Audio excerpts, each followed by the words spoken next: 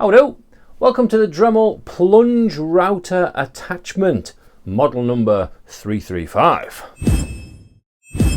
Hi, I'm Chris. Welcome to King Bespoke Creations. Yes, I finally managed to get my hands on one of these plunge router attachments for the Dremels. So a big thank you to Dremel for sending this to me. Now, if you've been into woodworking or crafting for any length of time, there's a reasonable chance that you own a Dremel, especially if you clicked on this video about a Dremel attachment. Now, it might be that you already have one of these multi-tool cutting attachments, which work effectively as a tiny little router base, and they're really good, and I highly recommend getting one. Very useful for tiny little pieces. Of course, there's the chance that you own a big plunge router as well, the great big massive things that makes you shake and scare the bejesus out of you. So the Dremel Plunge Router attachment is kind of the halfway house between the two. It's definitely two hands. You can set very specific depths. You can work through and do some wonderful things. It comes with lots of attachments, which we'll get into in a little minute, so we can cut through perfect straight lines or draw circles with it. And it's a little bit more controlled than this, but not quite as massive and scary as the plunge router. And because of the size of the base and the weight of it, you're going to be able to do more delicate work with one of these as well. So I suppose first off, we best check what actually comes in the packet. Well, firstly, a cordless Dremel is not included, but it does fit any kind of the rotary Dremels that they make, whether that's corded, cordless. Okay, so we get this plunging base, which does plunge and is on a spring. It locks with this thing here. We'll go into a bit more detail with that in a second.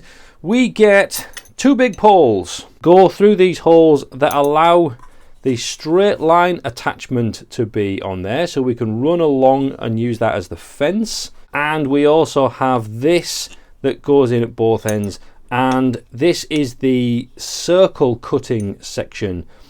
So we have included in the kit, would you believe this, an incredibly special Dremel nail that goes right the way through there, that creates the point at the bottom. It just so happens if you lose this, any other nail will do, but at least you get one with the kit.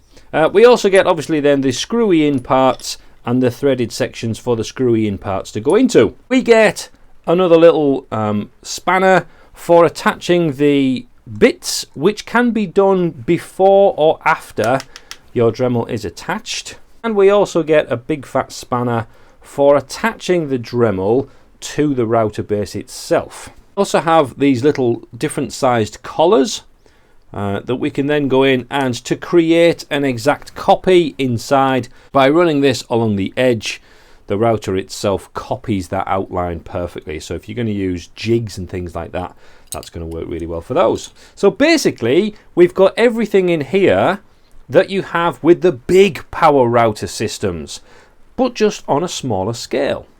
Now, one thing that this doesn't come with is any specific router attachments. Any of the normal stuff that comes with the kit that you buy for your normal Dremel usually have bits like these inside, and obviously they will work brilliantly well with this router attachment. You can also buy either a full complete set, and isn't that just the cutest thing you've ever seen? In here is a full set of tiny little router bits. Look how cute they are. So they are available. I'll put a link in the description for those. You can also buy these separately as well. So if you know there's only one that you want, you can just go and get that. But realistically, you're going to want the full set, aren't you? Simply get the bit that you want to use, insert it into the collar like any other bit on any other Dremel, and you can still see you can access the lock button here. There we go, nice and tight. Make sure that's running free again. Yep. So now we come to the plunging part. So it plunges, it goes down, it's on a spring. It locks by turning this handle.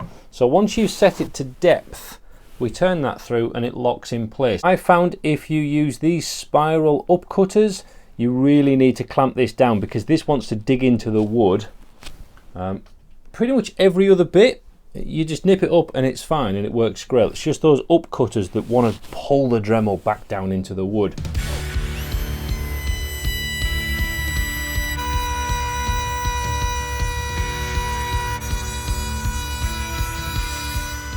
and that's cut a very nice edge on the end of there. And as with most routers, it's going to need a little bit of sanding on one side because the grain works better on one side than another. So that's no different from any other router that you've ever used before. So now let's have a go with this side section. I've put the little screws through here, so that's holding the bars in place.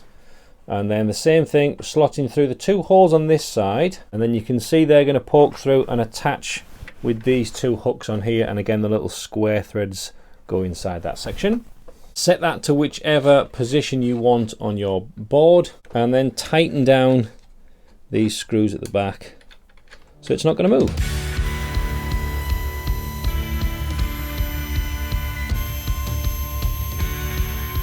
So I've now taken off the fencing section and replaced it with this block, and don't forget the almighty Dremel nail that goes in the middle.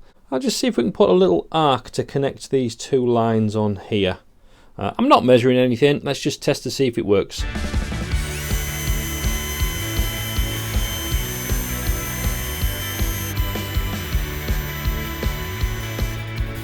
So that all works rather nicely so far.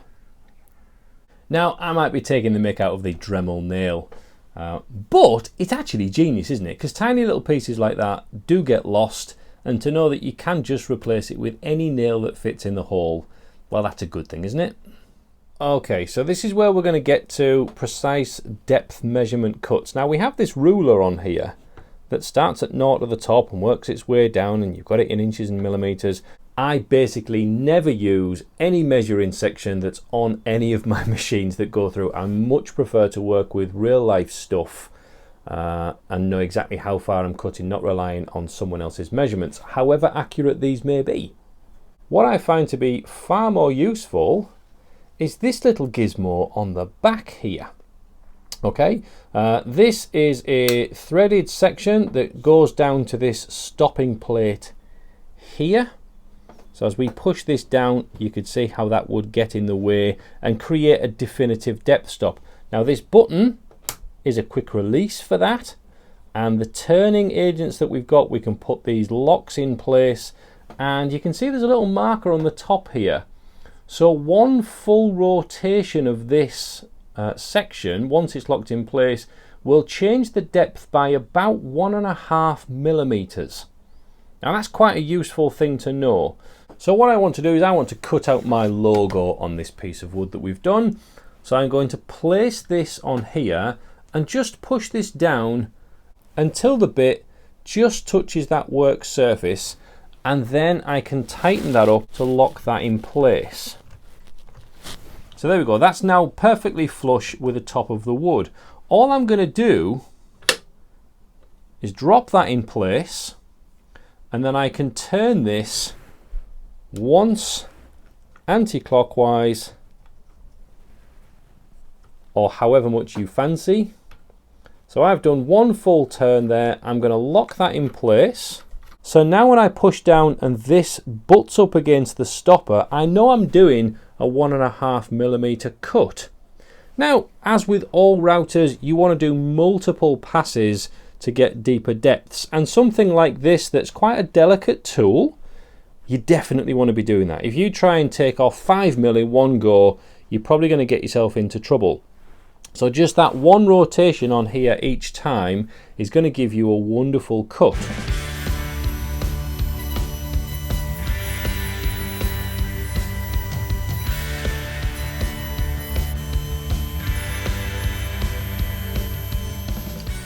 Well, that cuts out quite nicely. And again, you can see it's all very even cut depth wise, so we know that that depth marker actually works. So to finish things off, firstly, does it work? Yeah, of course it works. It's a Dremel. You might need to take care of it. It's all made of plastic, so if you just throw it around the workshop, it's probably not going to last that long. But I haven't noticed any flex whilst using it, which is really important. So the depths that you have, the markers that you use, those straight lines, they all seem to work really nicely. It's a very delicate machine. Dremels are. They're for small work, aren't they? So it does work if you're using it for the right context. Secondly, is it worth buying one? Well, do you know what? Yeah, because they're dead cheap. Amazingly, you can get one of these for under £30 at the minute, which when you compare that to quite a lot of Dremel accessories, it's really, really cheap for the complexity that this is and the number of jobs that this can be used for. I think if you have a Dremel, go and get one of these while you can. I'll leave a couple of links in the description to grab yourself a router base, the little cup things, even some of the different Dremel rotary tools as well. Go and have a look at some of those and maybe make a little investment. Until next time, make something wonderful and I'll see you soon. God bless.